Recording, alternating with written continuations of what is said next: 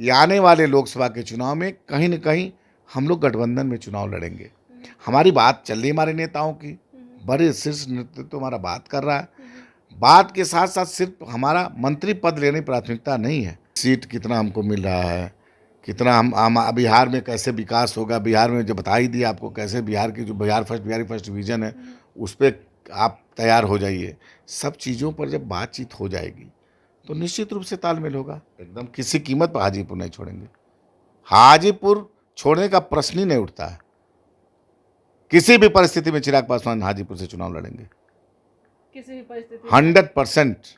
हम कहाँ कह रहे हैं कि एनडीए लड़े, वो जा करके जहाँ से हमारे नेता चिराग पासवान चुनाव लड़ेंगे। ये हम थोड़ी बोले कि हम एनडीए से लड़ेंगे, कहाँ से लड़ेंगे महागठबंधन के साथ। अब कहीं से, अब देखिए महागठबंधन या कहीं 2014 में हम लोग लड़े थे 7 सीट पे, 2019 में लड़े थे 6+1 7 सीट पे।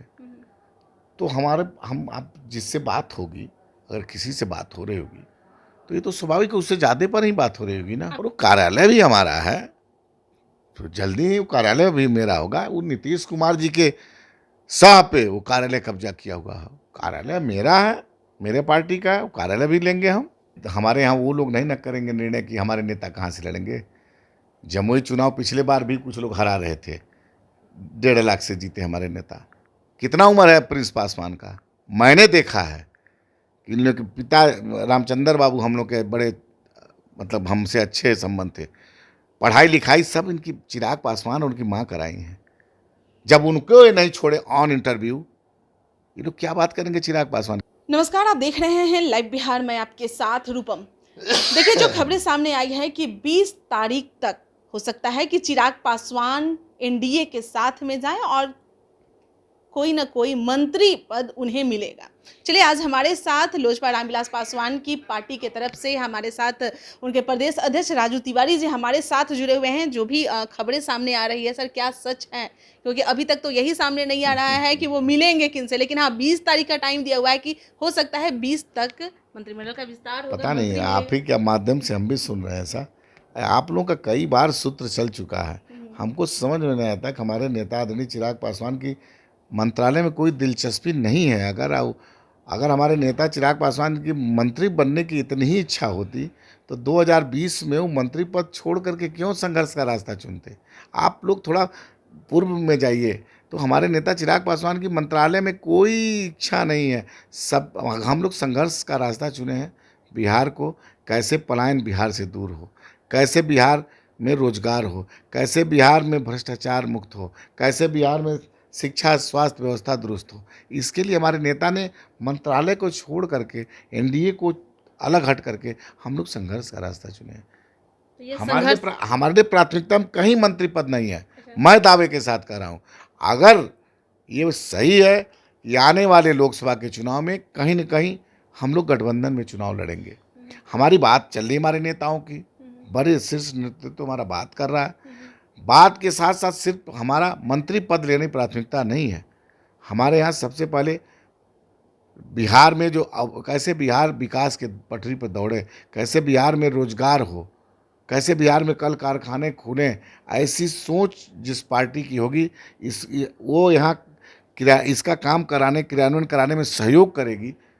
इस सब बातचीत करने के उपरांत हमारा समझौता किसी से होगा। अगर समझौता के लिए जो बातें आप कर रहे हैं, जो शर्तें आप रख रहे हैं, वो तो हर पार्टी मान लेगी, लेकिन ये आप कहिए कि क्या कैसे आप मतलब उनका सपोर्ट करेंगे? क्या आपका मतलब कोई सीट के साथ समझौता की आप बात कर रहे हैं? नहीं, देखिए, अगर सब चीज़ पर बात हो जाएगी तो हम भी समझौता करेंगे।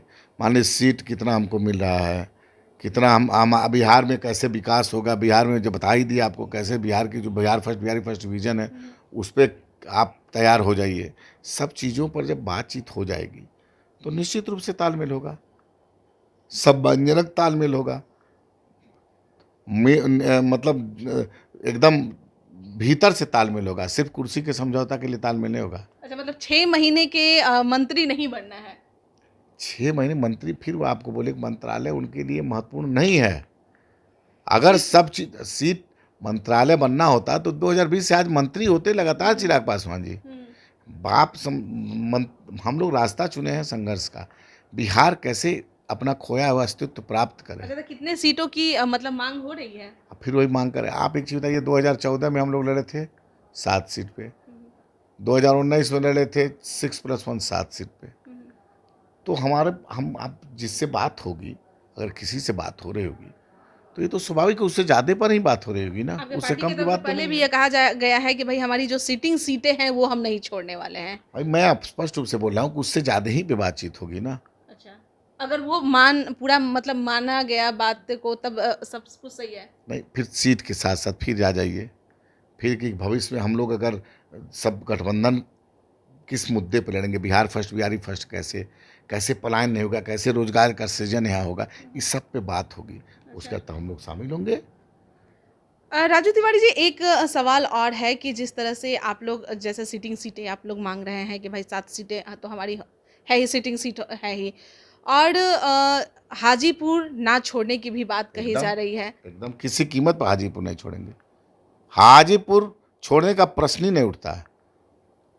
किसी भी परिस्थिति में चिराग पासवान हाजीपुर से चुनाव लड़ेंगे, किसी भी परिस्थिति में। 100%। लेकिन जिस तरह से कहा जा रहा है, पशुपति पारस के तरफ से जो आरोप लगाए जा रहे हैं कि इनसे जमुई तो संभल नहीं रहा है और चले हैं हाजीपुर ये चुनाव लड़ने। अब उन वो हमारे यहाँ हमारे यहाँ वो लोग नहीं न करेंगे निर्णय कि हमारे नेता कहाँ से लड़ेंगे। जमुई चुनाव पिछले बार भी कुछ लोग हरा रहे थे, 1.5 लाख से जीते हमारे नेता। ये देखिए, ऐसा नहीं कि जमुई से रिश्ता हमारा ख़त्म हो गया है। जो बिहार की बात करता हूँ, बिहार के एक एक रहने वाले लोगों के बारे में उनसे रिश्ता है। जैसे कि मतलब वो एनडीए में है, वो एनडीए का पार्ट है, लेकिन आप लोग अभी एनडीए में नहीं गए हैं। अरे भाई, हम कहाँ कह रहे हैं कि इसलिए एनडीए से लड़े वो जा करके जहाँ से हमारे नेता चिराग पासवान चुनाव लड़ेंगे। ये हम थोड़ी नहीं बोले कि हम एनडीए से लड़ेंगे, कहाँ से लड़ेंगे। महागठबंधन के साथ अब कहीं से, अब देखिए, महागठबंधन या कहीं कोई भी हमारे यहाँ फर्स्ट प्राथमिकता चिराग पासवान चुनाव लड़ेंगे, ये समझिए कि घोषणा हो गई। पशुपति पारस की प्रवक्ता आप पे आरोप लगा रही है कि लगातार आप पशुपति पारस को मिस कॉल देते रहते हैं।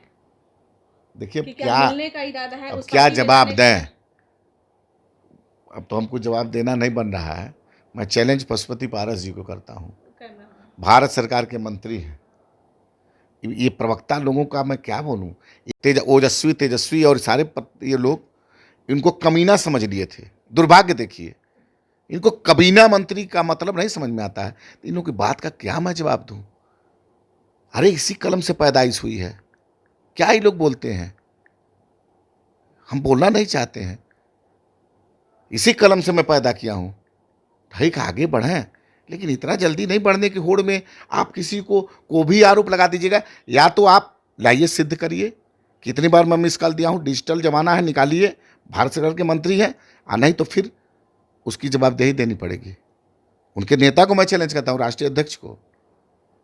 हमसे ज़्यादा नहीं पशुपति पारस के पास कोई ज़्यादा समय बिताया है। मैं उन सबसे बेहतर मैं जानता हूँ उनको। छोड़िए उस बात को, बेकार की बात में मैं नहीं जाना चाहता हूँ। बस योग्यता यही है कि लोग कमीना मंत्री नहीं समझते, कभी कमीना मंत्री समझ लेते हैं। इन लोगों की सोच यही है, यही इन लोगों का बहुत अनमोल रतन और क्या क्या है। चिराग पासवान पे भी आरोप लगाया जा रहा है। प्रिंस राज भी कई चैनलों में कह रहे थे कि भैया गाली देते थे। उनके प्रवक्ता लोग भी कहते हैं कि पशुपति पारस को भैया आज तो गाली देंगे, कल कुछ और देंगे, ये लोग कुछ भी कह सकते हैं। कभी भैया मीडिया में एक वर्ड अपने चाचा और भाई के बारे में बोले हैं? अरे ये वो लोग हैं जो चिराग पासवान जी की माँ इन लोगों को पोसी पाली पैदा की। मैं जानता हूँ कितना उम्र है प्रिंस पासवान का।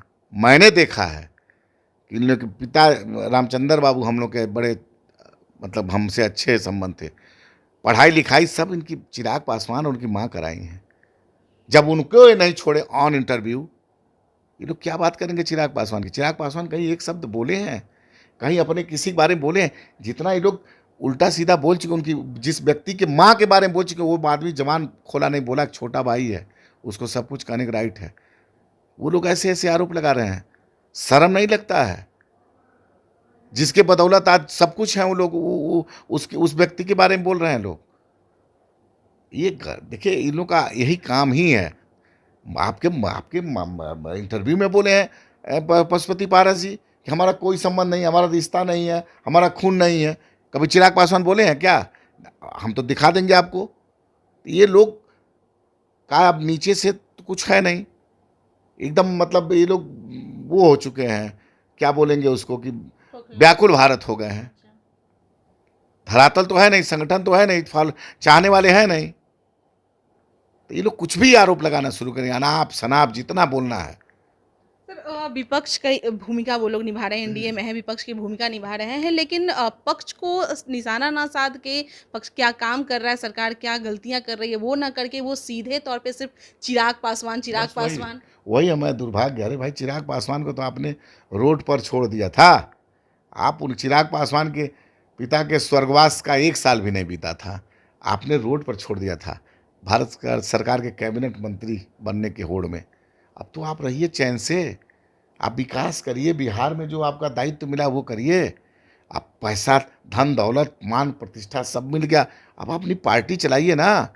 क्यों आपका संगठन जीरो है? क्यों आप एक कार्यक्रम नहीं कर पा रहे हैं? इस पे ध्यान दीजिए।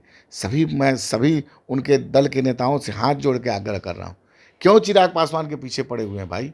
चिराग पासवान तो उन लोगों को बात नहीं करता होगा, कभी नहीं करते हैं, कभी सुनिए आप करते हुए? वहाँ बैठ करके कुछ भी आरोप लगाना हो लगावे लोग। मैं वो कार्यालय भी आजकल तो एसी उसी लग गया, उसमें बड़ा बढ़िया सुंदर बन गया है। वहाँ तो हम करीब 12 साल, 15 से 16, 17 साल, 18 साल हम बिताए हैं, और वो कार्यालय भी हमारा है। तो जल्दी वो कार्यालय भी मेरा होगा। वो नीतीश कुमार जी के सह पे वो कार्यालय कब्जा किया हुआ है। कार्यालय मेरा है, मेरे पार्टी का है, वो कार्यालय भी लेंगे हम। यानी कि पशुपति पारस को वहां से भी आप आउट कीजिएगा? अब आउट करें ना, वो देखिए आउट होगा कौन, आउट होगा कौन? हमको आउट किए, हमारे नेता को चिराग पासवान को आउट किया तो कोई बात नहीं है। हम आउट करेंगे तो बुरा लगेगा? चिराग पासवान के पास तो उस जिस हिसाब से छोड़ा गया था, कोई सोचा ही नहीं था कि आएंगे, लेकिन ऊपर वाले की आशीर्वाद, हमारे संस्थापक रामविलास पासवान जी का आशीर्वाद, क्या चिराग पासवान बुलंदियों को छू रहे हैं दिन प्रतिदिन। उनको बिहार के 1 नंबर आज राजनीतिज्ञ में माने जा रहे हैं, ये उनकी मेहनत है। वो पार्टी कार्यालय की बात आप कर रहे हैं कि जल्द ही हम ले लेंगे, तो क्या इसी लोकसभा चुनाव में आप उस कार्यालय अरे को जल्द ले लेंगे, हमारा फैसला आएगा। पार्टी में आज के परिवेश में उनकी पार्टी में कोई है नहीं। कुछ सांसद भाग के गए थे तो लगातार कहीं न कहीं शिफ्ट कर गए हैं, तो पार्टी कोई है ही नहीं है उस नाम की, रहेगी नहीं। पार्टी तो हमारी है, कार्यालय मेरा है।